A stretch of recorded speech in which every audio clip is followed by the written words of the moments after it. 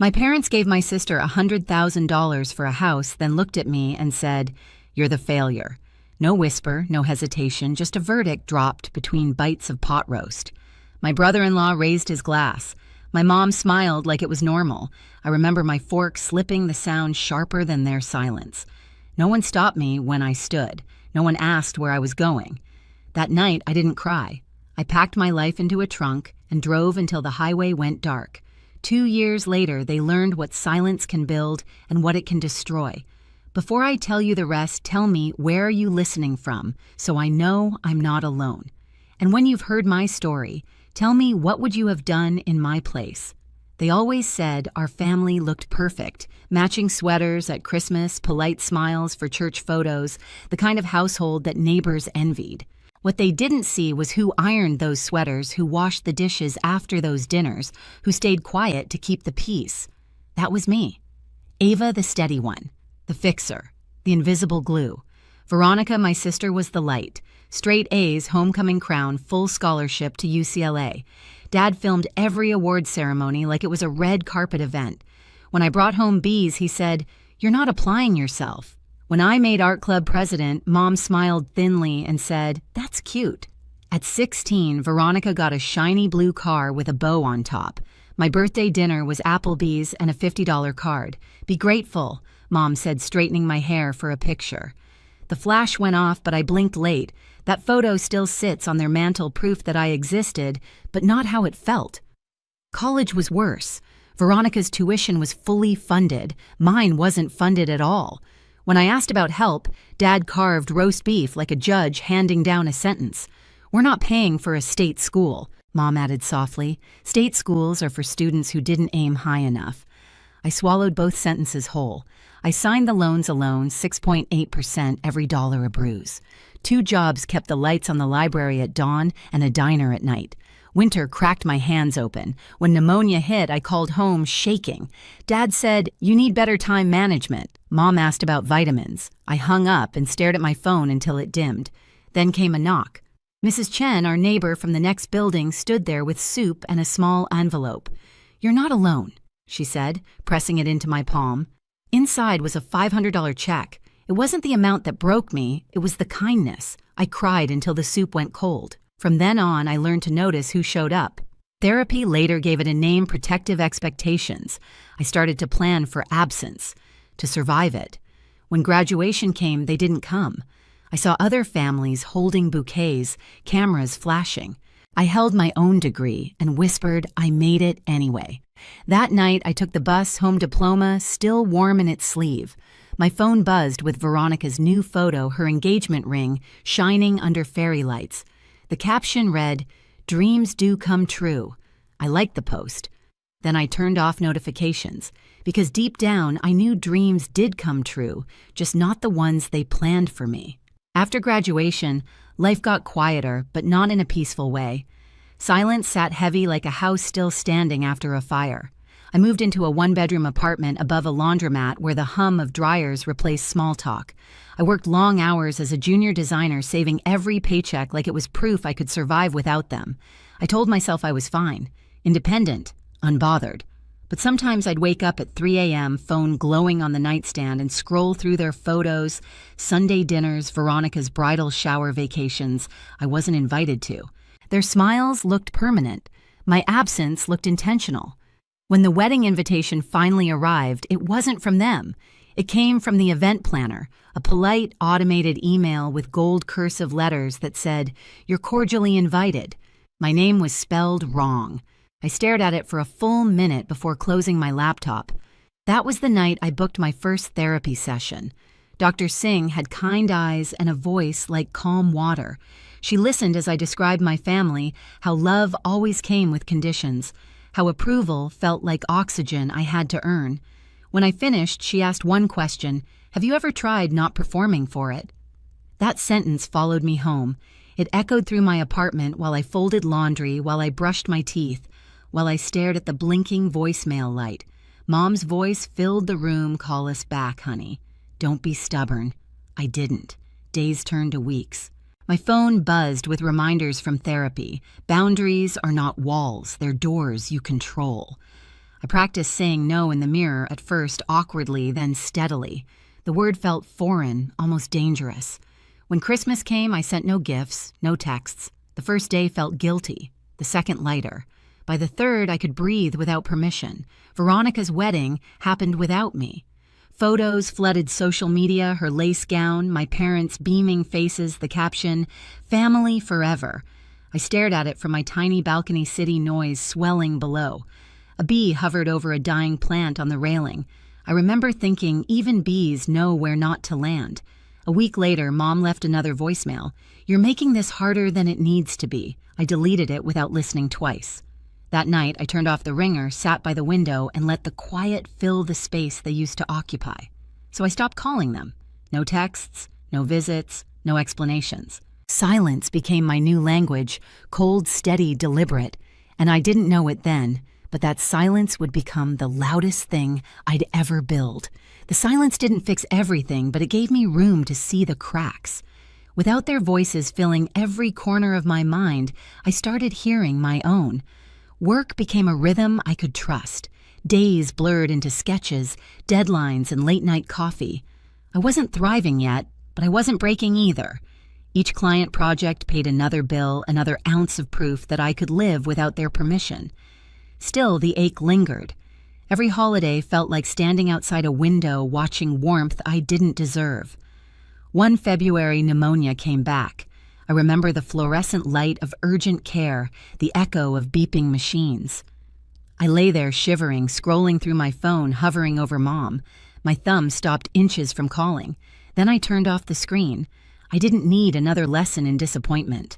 When I got home, there was a note taped to my door, soup inside, P. Chen. Mrs. Chen, my old neighbor, had found me again. She handed me a thermos and said, "Rest, the world can wait." Her kindness hit harder than any apology I'd ever begged for. By spring, I was back on my feet and restless. I wanted a life that didn't feel like waiting. Therapy helped me name it. I was tired of surviving. I wanted to build. I started looking at listings, cheap land up north, far enough to hear myself think. The kind of place people drove past without seeing potential. The kind of place no one could take from me. 3 months later, I signed papers for 40 acres of neglected soil and a house with more holes than windows. Everyone else saw a wreck. I saw possibility. The first nights were brutal. No heat, no Wi-Fi, just wind rattling the siding and me swearing at leaky pipes. But for the first time, every failure was mine to fix. I learned how to seal drafts with plastic, how to repair drywall from YouTube, how to keep bees alive through cold nights. Tom, my neighbor across the ridge, stopped by one morning with coffee and a grin.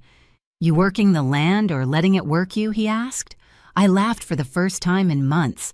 Weekends became rituals, mud on my hands, sawdust in my hair, sunburn on my neck.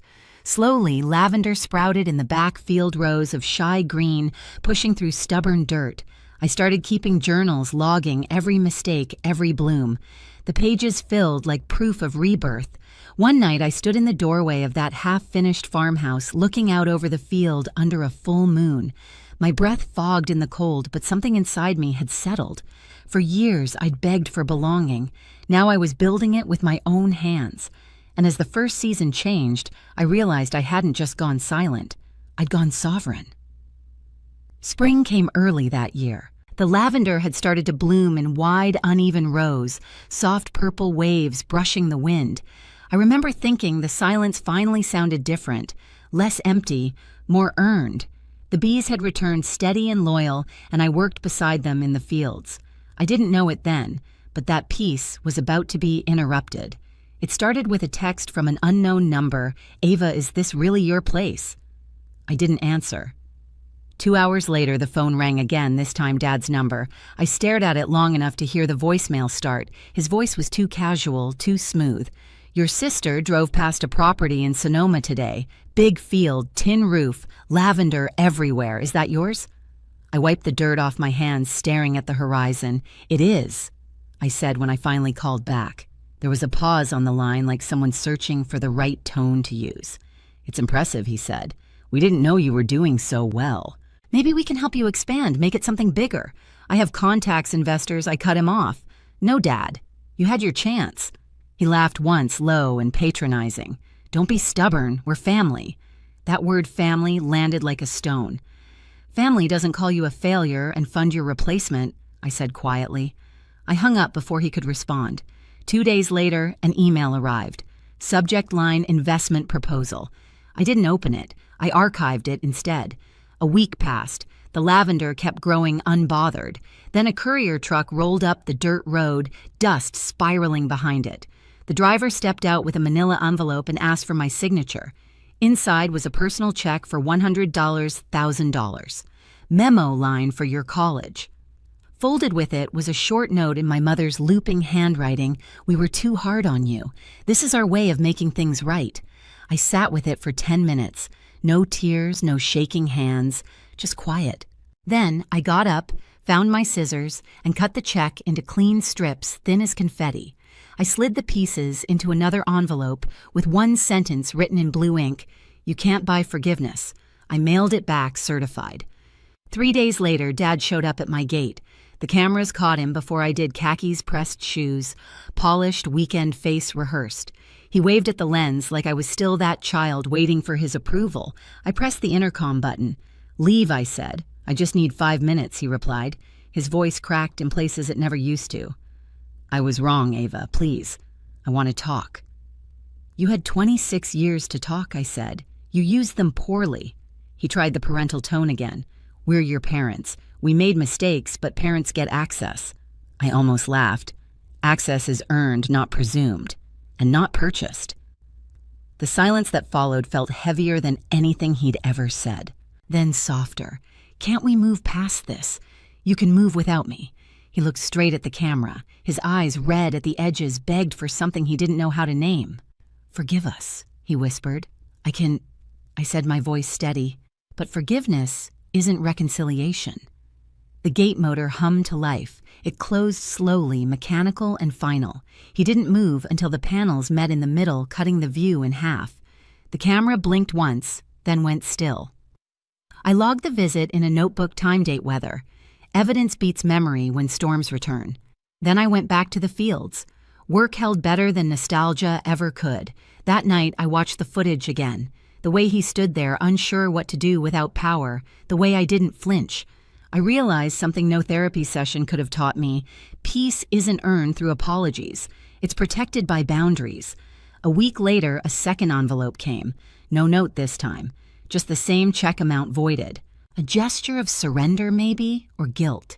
I shredded it without opening fully. The season moved forward.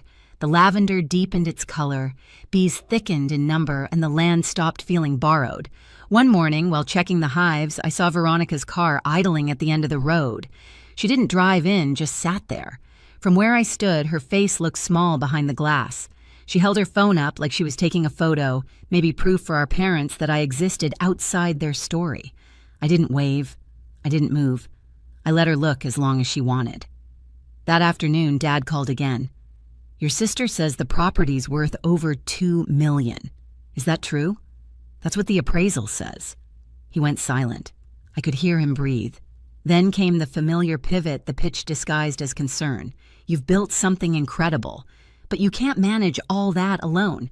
Let us help you grow it. You'll need experience, real guidance this time. I thought of every lecture, every withheld check, every smirk that followed my effort. I thought of the girl who once begged for a seat at their table. Then I said it clean, quiet, absolute. No. Ava, no is a sentence. I said, remembering Dr. Singh's voice. And for the first time, there was no guilt in the word, only gravity. When I hung up, the fields hummed with bees. The wind carried the scent of lavender through the open windows, and somewhere beyond the gate, a car engine started, then faded away. That night, I walked the perimeter of the land flashlight in hand, following the fence line I'd built myself. Each post stood firm, each wire tight. Boundaries, physical and otherwise holding. They called me a failure. But failure had built something that outlasted their approval. 2 years of silence had turned into soil roots bloom. And as the moonlight brushed over the fields, I realized they'd been right about one thing all along. I wasn't part of their world anymore. I'd built my own. Summer came hot and full, the kind of heat that hums through everything. The lavender reached waist-high, thick and fragrant. Harvest week arrived and the fields turned into motion, Emma and Tyler cutting stems, laughter spilling through the rows. Their joy filled the spaces where guilt used to live. We packed boxes late into the evening. Barn doors opened, cicadas loud in the trees. The first big order shipped at dawn, 6 figures, clean and steady. I watched the truck disappear down the dirt road and felt something unclench inside me. For the first time in my life, everything that supported me was something I had built. I sent care boxes to everyone who had shown up when no one else did, Mrs. Chen, Dr. Singh, even Tom, who now helped me fix the old irrigation system. Each box carried a note. Thank you for staying when you didn't have to. One morning, I found an old photo wedged inside a book, a family picture, all of us smiling in perfect formation. I looked at my younger self frozen on the edge of the frame and whispered, "You made it out." The farm hummed outside, alive and honest. The gates stayed closed, but my world had never been more open. They had given her a house. I had built an entire life. And peace, real peace, was the only inheritance I ever needed. They called it rebellion. I called it recovery. If you've ever had to choose peace over permission, you'll understand what came next. There are more stories like mine about family betrayal and the quiet kind of revenge. Stay with me. Watch the next story in the playlist, You're Not Alone.